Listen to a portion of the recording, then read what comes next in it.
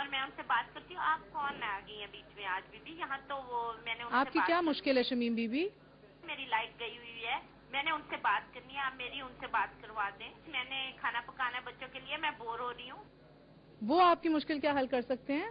بہت مشکل حل کر سکتے ہیں, آپ ان کو دیں نا, میں بہت بور ہو رہی ہوں. میں تو نے ان سے بات آپ بور ہو رہی ہیں؟ ان کو دیں نا, آپ تو لیچڑی ہوگی, پیچھے پڑ گئے ہیں, میرا پیچھا چھوڑ سکتی ہیں آپ ان کو دیں.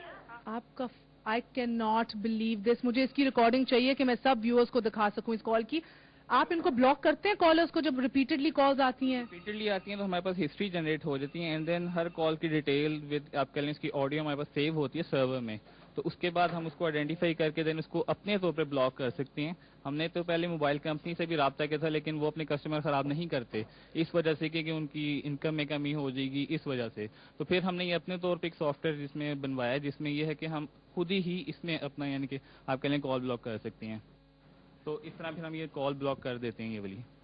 I cannot believe this. I just cannot believe this کہ ایک ایسا انفراسٹرکچر اتنی دیر بعد الحمدللہ پنجاب کے اندر آیا جدھر ایک سوشل ویلفیئر کے لیے لوگ کام کر رہے ہیں, جدھر حکومت پہلی دفعہ اتنا سٹرونگ سٹانس لے رہی ہے, اقدامات لے رہی ہے ایمرجنسی ریلیف کے لیے, ہماری زندگیاں پروٹیکٹ کرنے کے لیے, اور ہم لوگ خود ہیں جو ان کی کام میں ایک رکاوٹ بن کے آ جاتے ہیں. ڈاکٹر رضا, مجھے یہ بتائیے کہ اب یہ 24 آورز آپریٹ ہوتا ہے یہ پورا کمرہ؟ جی, ایک بالکل 24 گھنٹے ہوتا ہے یہاں پہ, اور ہر وقت یہاں پہ کال جو ہیں وہ ریسیو کر رہے ہوتے ہیں ہم لوگ, کیونکہ ایمرجنسی کا کوئی ٹائم نہیں ہوتا. اگر ابھی کوئی بھی ایمرجنسی کی ایسی کال آئی ہو جدھر آپ ایک دم ڈسپیچ کر رہے ہو ambulance, I would like to go with them.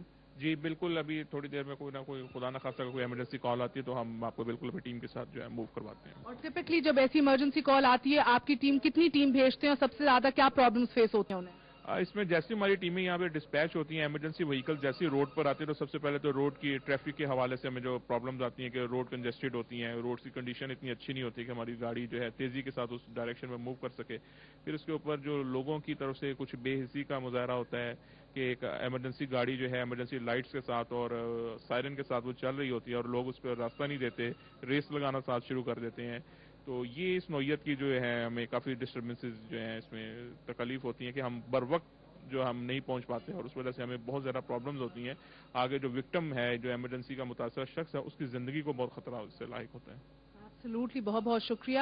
We are going to try to move forward with an emergency call if it comes through right now. اور میں چاہوں گی کہ آپ ہمارے ساتھ چلیں اور ہم 2 سیکنڈ کے لیے ٹائم نکال کے یہ جائزہ لینے کی کوشش کریں, بیکاز ہم لوگ روزمرہ کی زندگی میں تو یہ ریئلائز نہیں کرتے جب ایک ہمیں ایمبولینس نظر آتی ہے یا کوئی ایمرجنسی کے لیے کوئی جاتے ہوئے نظر آتا ہے کہ شاید ہم لوگ ہی اتنے سینسیٹیو نہیں رہے, شاید ہم لوگ ہی یہ ریئلائز نہیں کرتے کہ ہمارا کوئی پیارا بھی اس ایمبولینس میں ہو سکتا تھا, گاڈ فاربڈ ہم بھی ہو سکتے تھے. تو سائڈ دینا یا اتر کے ہیلپ کرنا یا کسی طرح بھی فیسیلیٹیٹ کرنا, معاشی رویے آج کل سیوک رسپانسبلٹی کے حوالے سے کیسے ہیں, آئیے لیٹس ہیو اے لک.